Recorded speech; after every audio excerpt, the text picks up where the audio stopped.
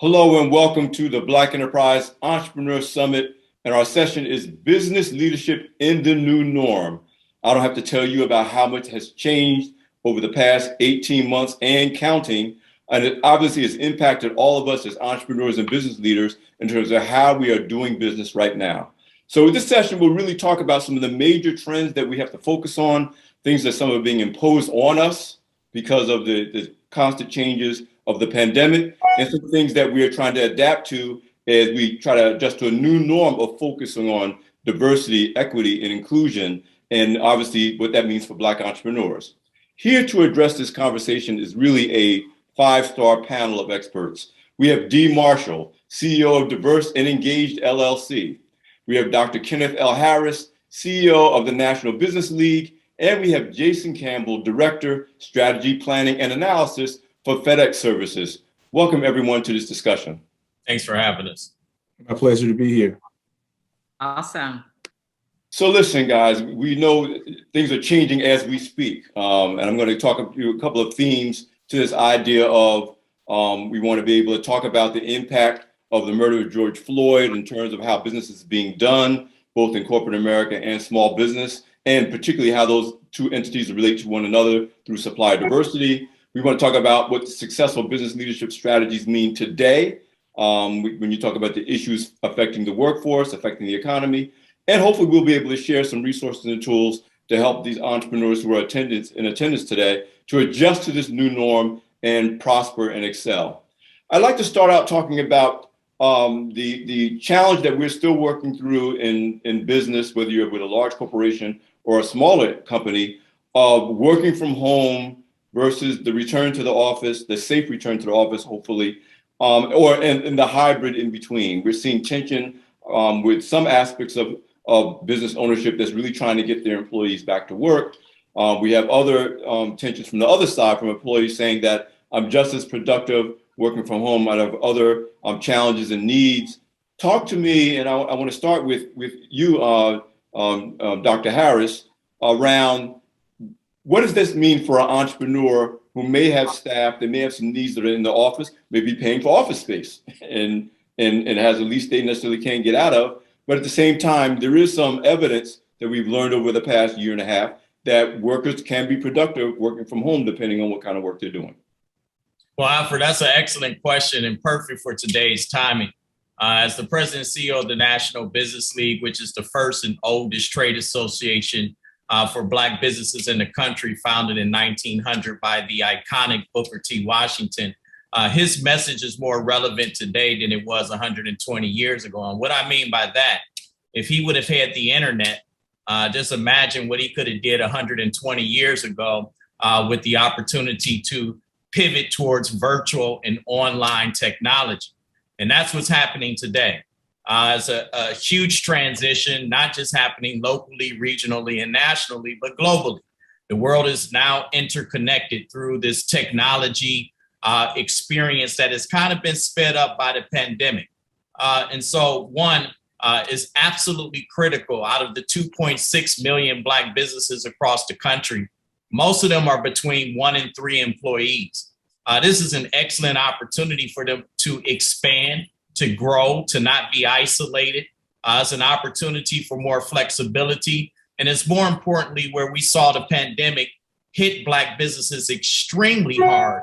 40% of Black businesses predicted by CBS, New York Times, ABC, suggested that 40% of Black businesses either closed their doors permanently or are 1 or 2 paychecks away.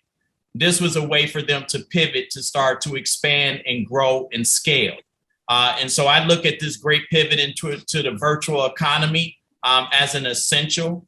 It's sped up. It's also killed off a lot of Black businesses because those who were not able to transition properly, especially if you were a storefront, a restaurant, or depended on customer interaction, you had a very difficult time during this pandemic.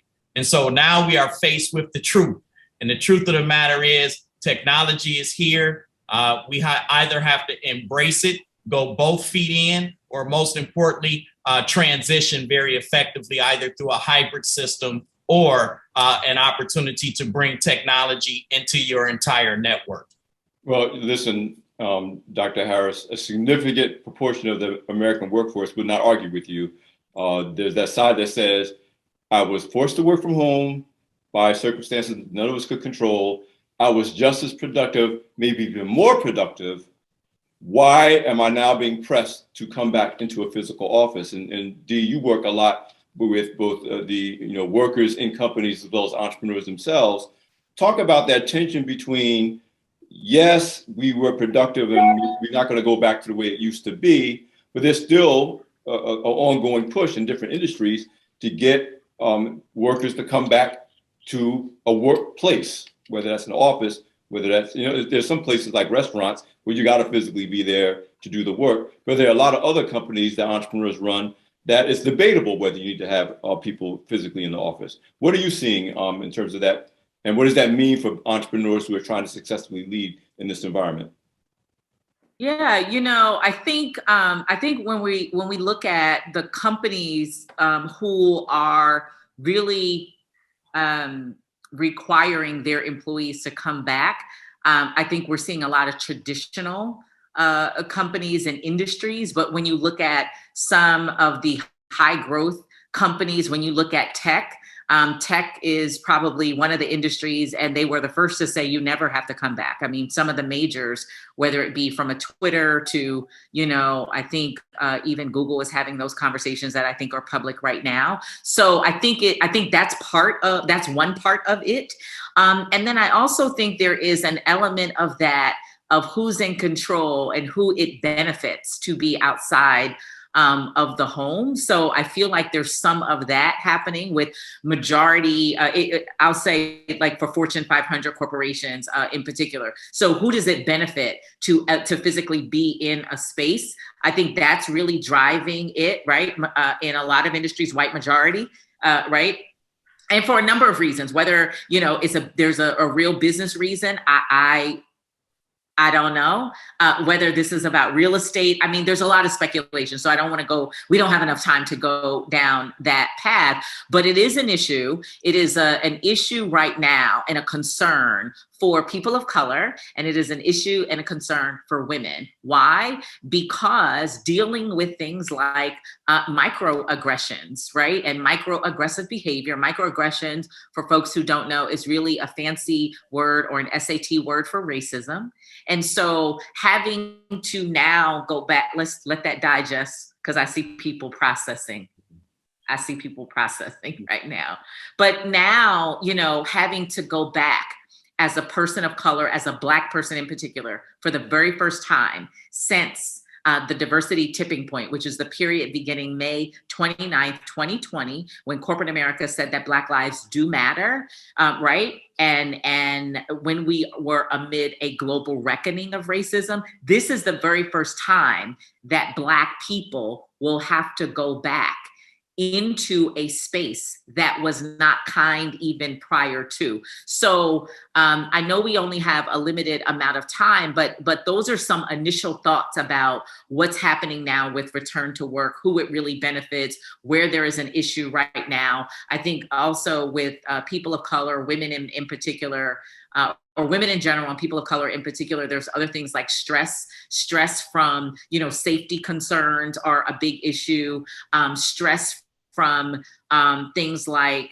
harassment, whether you're wearing a mask or not, the pressure to be vaccinated or not. A lot of our community, Black people, Black men, if you're in a predominantly white environment and now you're being pressured, right, to be vaccinated. We have our own cultural issues around that. And then discrimination. I'll say this and then I'll pause. There's something that's happening right now in corporate America that is resemblant of whites only can play here. And what do I mean by that? It's vaccinated only, right? So I'm being invited to the first large conference for entrepreneurs. It's over 1,000 people. It's vax only. It's not vaxxed or a negative test. So who cannot attend? It looks like the haves and the haves not. Now, I'm vaccinated, I'm for, but I'm also sensitive to the feeling and the tone and the tenor of it being discriminatory. So those are some of the dynamics about this return to work. It's a lot. So let me pause here, Alfred. I don't know if I even answered the question, but I just wanted to respond because there's so much. Well, you've done a good job of laying out a framework, and many of the issues are also the issues being faced by entrepreneurs. So I'm saying, yeah, corporate America obviously is having this tug of war around who gets to come back, who must come back, who doesn't have to come back, what do they have to be vaxxed or non-vaxxed? But what I'm seeing is that has now rippled out to entrepreneurs in general. In other words, I know small companies, Black-owned companies who are trying to get their employees to come back to work.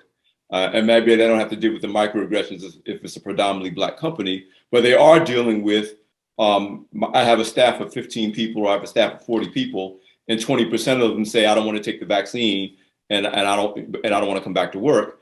And again, if that has an impact on a large corporation, Fortune 500 company, it has just as much of an impact on a smaller business for which if 5 out of 20 employees say they don't want to come back to work, and if they're holding particular skilled positions, that can have a huge impact on entrepreneurs, which I think is why this discussion is so important. Jason, what are you seeing in terms of whether we're talking about large corporations or smaller businesses when you talk about trying to come up with a day-to-day business leadership strategy that takes into account all of these competing factors that Dee just raised?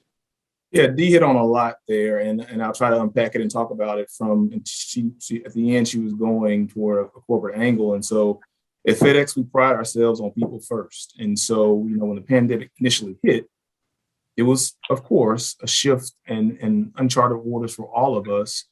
We had to quickly spring into enabling 80,000 people to work remotely, right, which is a huge undertaking. And then I think people at FedEx, but beyond FedEx, even entrepreneurs were worried about their jobs and their livelihoods. Everything dried up. You saw tumbleweeds in the street, right? No one's doing anything, nothing's moving.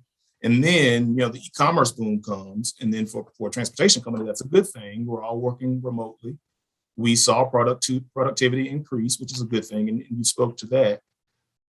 The challenge there, though, and the key with going to a virtual environment from our perspective was communication to our team members. Connectivity, front and center.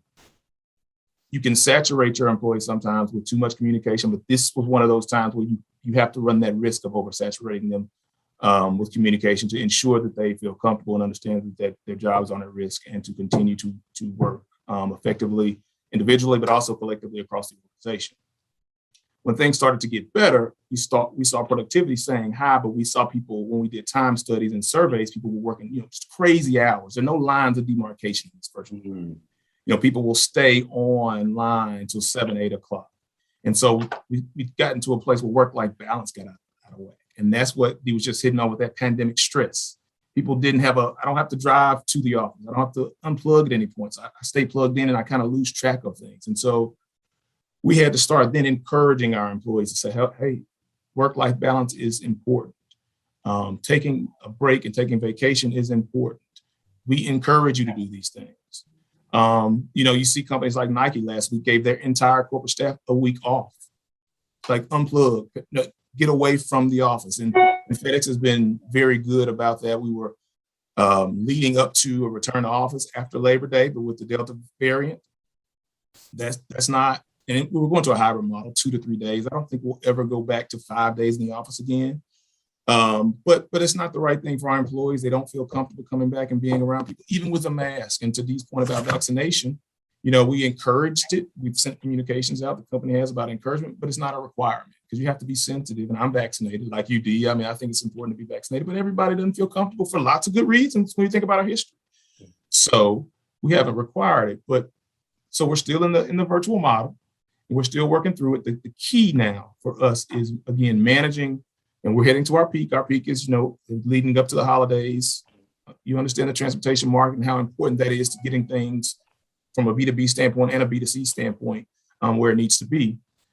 But we're trying to strike that balance of, yes, you're working from home and we need you productive, but we also can't risk the burnout, and we don't want our employees, having any kind of mental issues or leaving the company. We want them to feel good about being here, working here, and comfortable about their work-life balance, Most of our employees love working remotely. Frankly, we did a survey, months ago, and over 90% wanted to stay virtual. They like to be able to see their children more, to spend more family time, to have the flexibility. So it's a good thing. It's about managing that balance, though, for us. So I want to dovetail that to you, Dr. Harris, because everything that Jason and Dee laid out is a ripple effect for entrepreneurs too. In other words, the same issues that Jason raised for FedEx, they call it FedEx corporate, both the positive sides of going digital and remote work and the challenges that come with that also ripples to FedEx's suppliers, other companies that are reliant on FedEx's economic activity that may be Black-owned companies.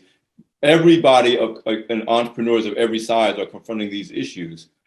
Talk to me about what that means, Dr. Harris, for what it means to be an entrepreneur leading in this environment. How do you manage a workforce? Maybe your staff, there's a certain percentage of staff that's uncomfortable with being vaccinated. There's a certain percentage of staff that wants to work at home 5 days a week, and that even 2 days a week in the office seems like too much to ask.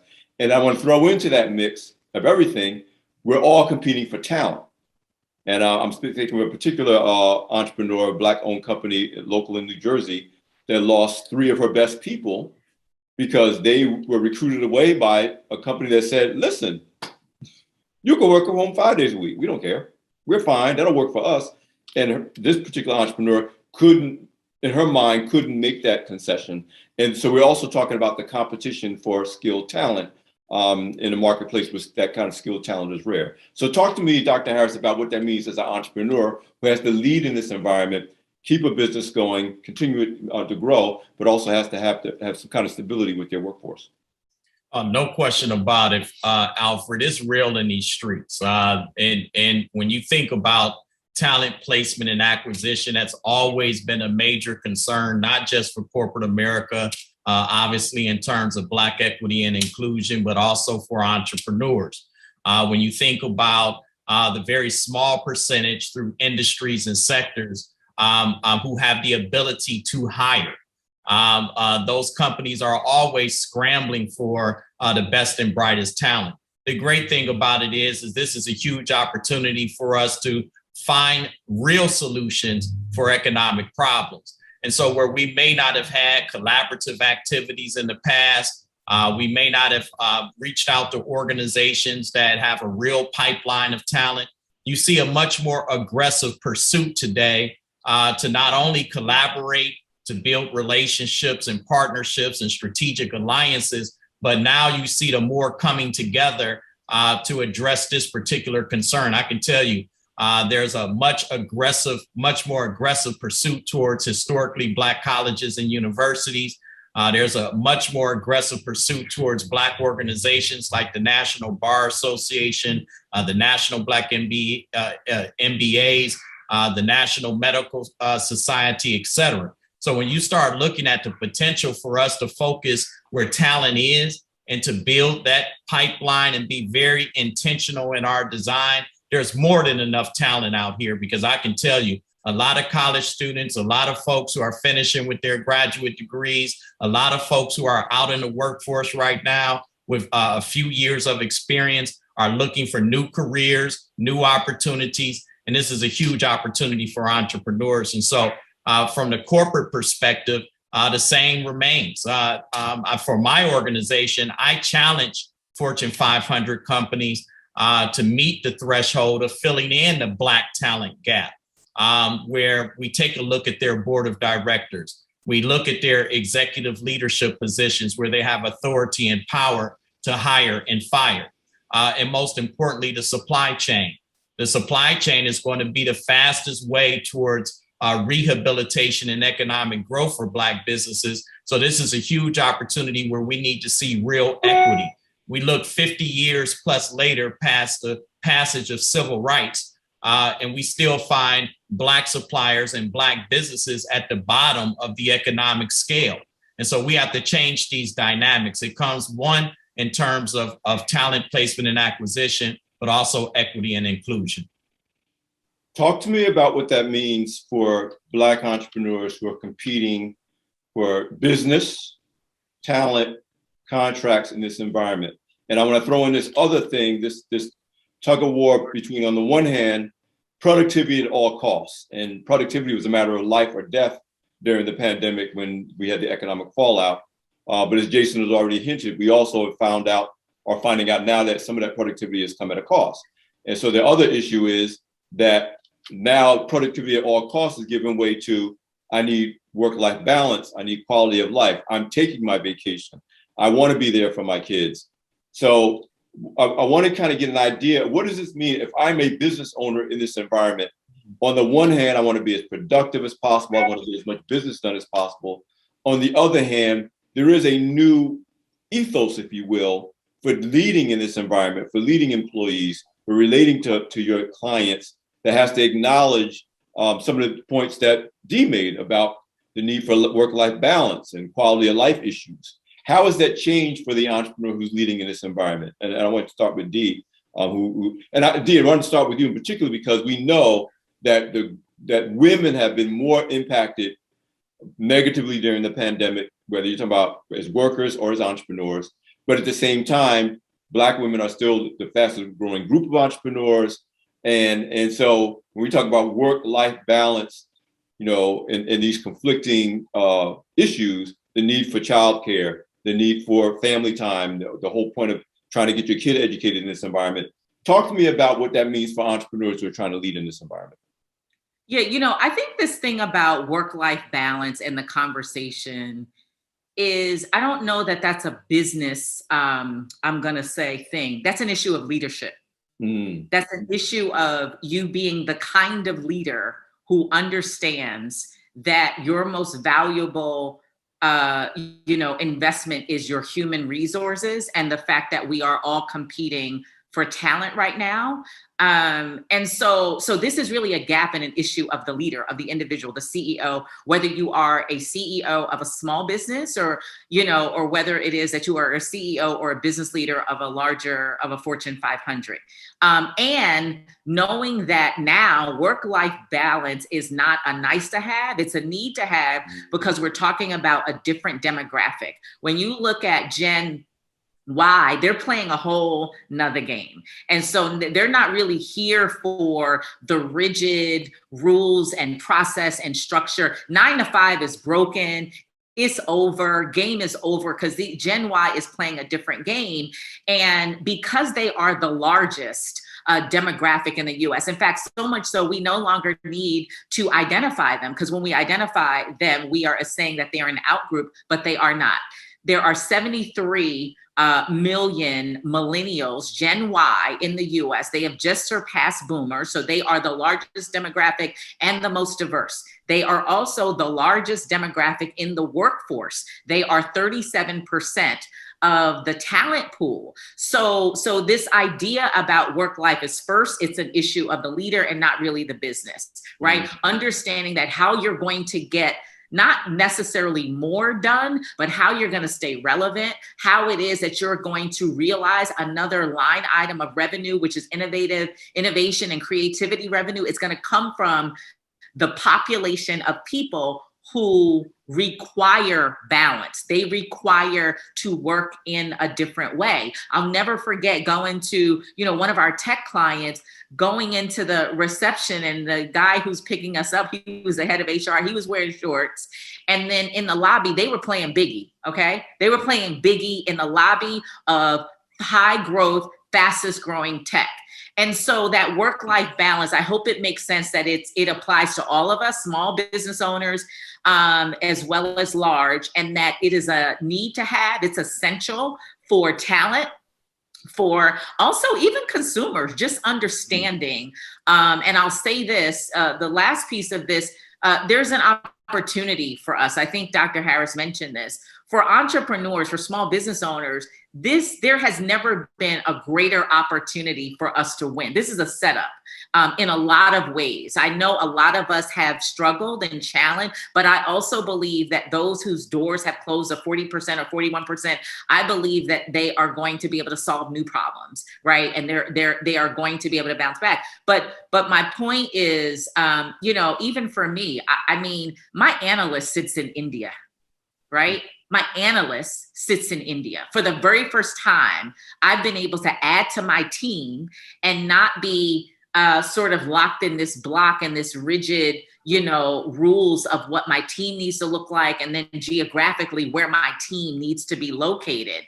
And that was good for me that my analyst sits in India. She's, before coming to us, she worked for Fortune 500 corporations. I needed her, right?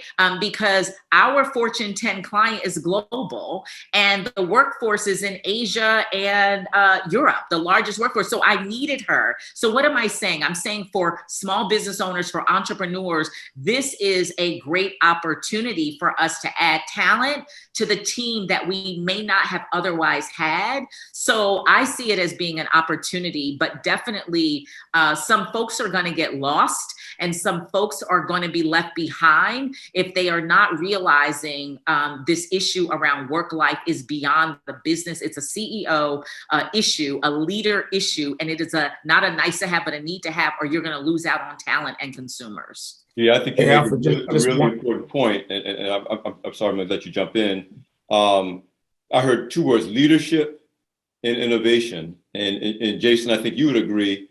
It's a lot harder to turn a huge ship like FedEx. That again, there's a lot of moving parts. But if you're a small business owner, often the only thing that's stopping you from innovating is your own mind. You don't have as many barriers and procedures to go through to decide I'm gonna do things a little differently. So I think this idea that Dee raised, that this also raises opportunities to solve problems for the entrepreneurs who are joining us for this conversation to I hate to use the phrase, think outside the box, but if there's any time to say, maybe I can be open to doing things a little differently in order to appeal to a workforce, a Gen Y workforce, women in the workforce, people who have gone through what we've gone through these last 18 months, that there are some things I can do immediately as a small business owner that it might be harder for a large corporation to do, on a dime because of just the sheer size of the enterprise. Please, I don't know if that was Dr. Harris or Jason, jump in on that. Yeah, I was just going to follow up what Dee was saying about leadership. I totally agree that work-life balance is about leadership and having your team, employees, business partners understand that you're focused on them as people and understanding them as people and things that are important to them beyond just the work, but also on the talent piece of that discussion. I mean, even large organizations have to pivot, right? Mm-hmm. In this environment, in the tech space, in finance space, sales, a lot of functional areas, we've had it. The job might have been in Memphis previously. It might have been in Pittsburgh. It might have been in Colorado Springs. It might have been in Europe. But why does it have to be now? If you're looking for ideal talent and the right fit, to Dee's point, the world is small now. The person doesn't have to be in 9 to 5. Will never go back to what it was. I mean, it will be some hybrid probably. It'll end up being, people coming into the office, but it'll never be we're sitting at our desk from 9 to 5 and we're going to lunch. So we've had to pivot our strategy too from a recruiting and talent retention standpoint to say, okay, this is the new environment. And when people may leave, and how are you going to attract another viable candidate in this environment? It's highly competitive. And so we pivoted to looking at roles and looking at functions in a different way and looking at them more in a modular sense instead of looking at, okay, well, I need this role and it's got to be in Memphis and it's got to do this one thing. Well, maybe not. So we pivoted to that model, and it's served us well, and it's allowed us to thrive in this environment. I want Dr. Harris, I want you to pick up on both what Jason and Dee have said about this being an opportunity for entrepreneurs. And I'll use Black Enterprise as an example. The last, I would say, 4 or 5 hires we've made because of the growth of capacity in 2021 that we've experienced as a digital media company. Though we've been based in New York for our entire 50+ year history, we are in our heads a New York company, but we were able to secure talent outside of the city, Atlanta. I think somebody's in Pittsburgh. The old mindset for how we recruited as business, as a Black-owned business, it wouldn't have been that. We would have been like, no, they have to be able to come to New York. They have to be able to live in New York. And we would have lost out on some talented people under the old model of how we looked at staffing and building our companies. Talk to me about why this is an opportunity for entrepreneurs to really, as Dee just showed with her illustration and her example, find the right people wherever they are and to be flexible about whether they physically need to work in your city, they physically need to work in your office because of both technology and the other elements that both Jason and Dee raised. How important it is that entrepreneurs broaden their sights to find the kind of talent and skills and resources they need to grow their business. Yeah, Alfred, I think Dee and Jason, are really painting a picture that's true to nature, which is me as an economist. If you believe in Schumpeterian theory, that theory suggests that, all economies go up, they decombust and explode, and it goes back down, a new industry, new opportunity comes about. And so if you're looking at that theoretical framework, that is the same period that we're in today, where you've actually had a whole new generation of entrepreneurs that were not able to transition. They were like the dinosaurs, they became extinct.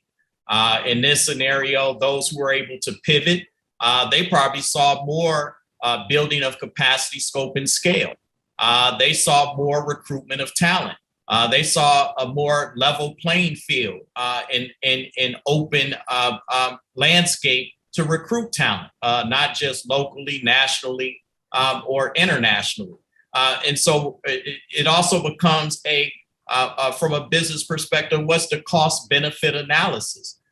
We saw people cut budgets tremendously as opposed to hosting their whole workforce in the office. They were able to make some adjustments. They were able to pivot tremendously and to really turn into a lean organization that was able to survive and hopefully thrive. And so, again, Dee and Jason, I think, are excellent in their points because there comes a time throughout history where we have the opportunity to move into another realm of business. This is that new realm. This is the new opportunity that I see for Black businesses who may have not been prepared to get capital, may not have been prepared to access the right talent, may not have been prepared to do their business and attain business and customers on a national scale.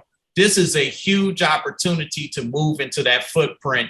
And so this is an exciting time if you embrace the opportunity. And we all know that success comes when you're prepared and it meets the opportunity. I'd like each of you in the time that we have left. I want to start with Dee and then go to Dr. Harris and go to Jason. When we talk about what our entrepreneurs, Black entrepreneurs, need to be thinking about as they lead in this new environment, I wouldn't even want to call it a new normal because we don't know what the new normal is. The new normal is that it's changing every 45 days. But there are certain values, you've already hit on some of them, showing some real leadership that goes beyond just getting the business done, being open to innovation, to embracing the change as opposed to fighting the change. And to Dee's point, to really be clear about who you're working with and what their expectations and requirements are if you're talking about building a successful business with a successful workforce and being responsive to consumers and workers.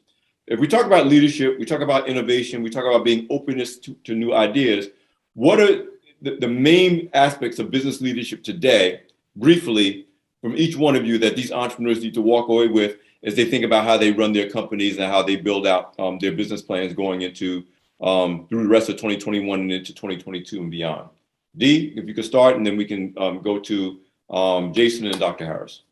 Sure. I'll say two things. So one, I think for every CEO, every entrepreneur right now, it is identifying how we can help our clients create new capabilities. In other words, businesses, or there was the old definition of a business or a viable business is when you are solving a problem for your client or for your customer.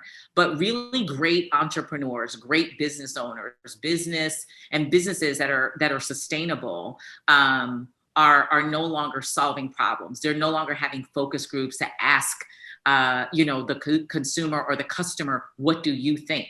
Right? It is going with what you know and what you want and where you see that there is an opportunity. So really helping, what we are learning is really helping our clients create new capabilities is the win and the play card. That's the new norm. That's the next level. I mean, it comes from an old model of, if you think about Apple wasn't solving a problem, right? Apple was creating new capabilities. And so I would say that that's the overwhelming theme that I am hearing from our clients, and what a little bit of what we are learning and what we have been able to do, and what we hear our value is to Fortune 500 corporations, and even to some of the supplier diversity organizations who are our clients, that we were agile, we were able to flex and move quickly for like a Fortune 10, like a FedEx, but also to create new capabilities. So that's one. And then the second, for business owners, for everybody tapped in here, is remembering where we are, everything within context. We are at D&I 3.0, right? And D&I 3.0 is we are on the other side of the diversity tipping point, the period beginning May 29th, when 2020, when corporations acknowledged for the very first time Black lives do matter. So lean in on that.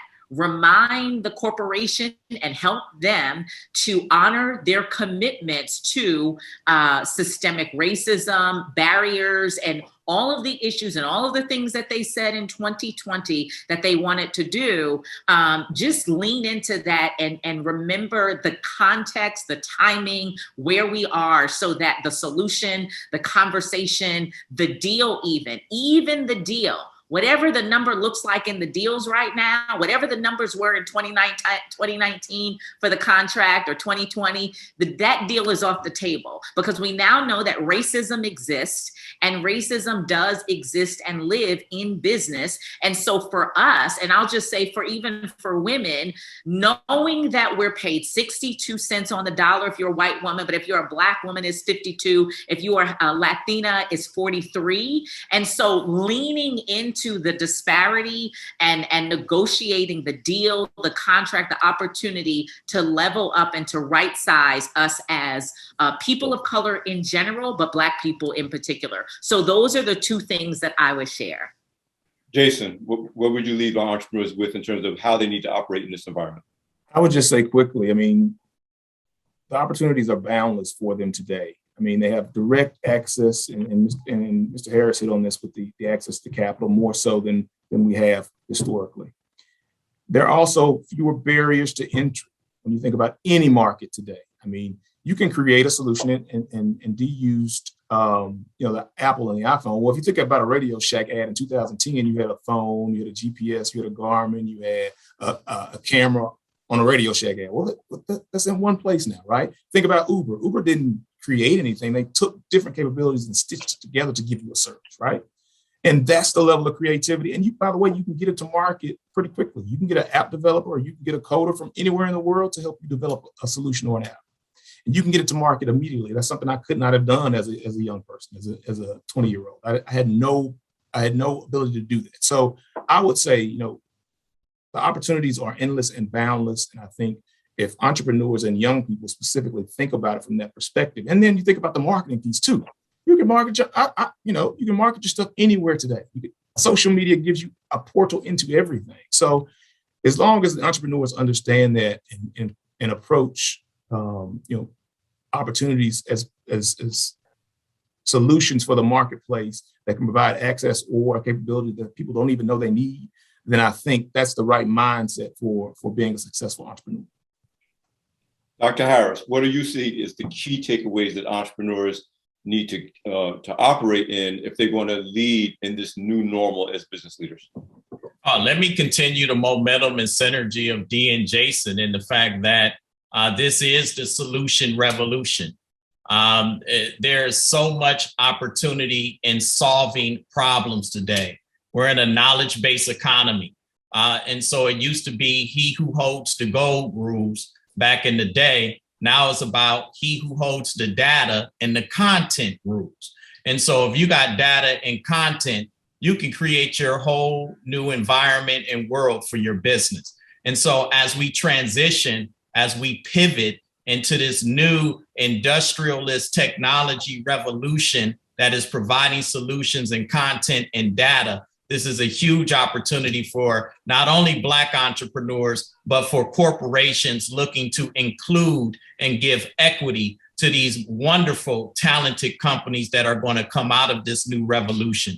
And so I will always say the revolution won't be televised, it will be digitized. Listen, all three of you did an amazing job of laying out not only the landscape of the so-called new normal, again, that changes every 45 days, but also giving some real operational touch points for entrepreneurs to think about as they decide how they're going to do business in this environment. Thank you so much, Dee Marshall, Jason Campbell, Dr. Kenneth Harris, for joining us for this conversation. Thank you, Alfred. Thank you. Thank you. I'm Alfred Edmond Jr., Senior Vice President, Executive Editor-at-Large at Black Enterprise. Thank you for joining us for Doing Business in the New Normal, Leadership in the New Normal at the Black Enterprise Entrepreneur Summit 2021.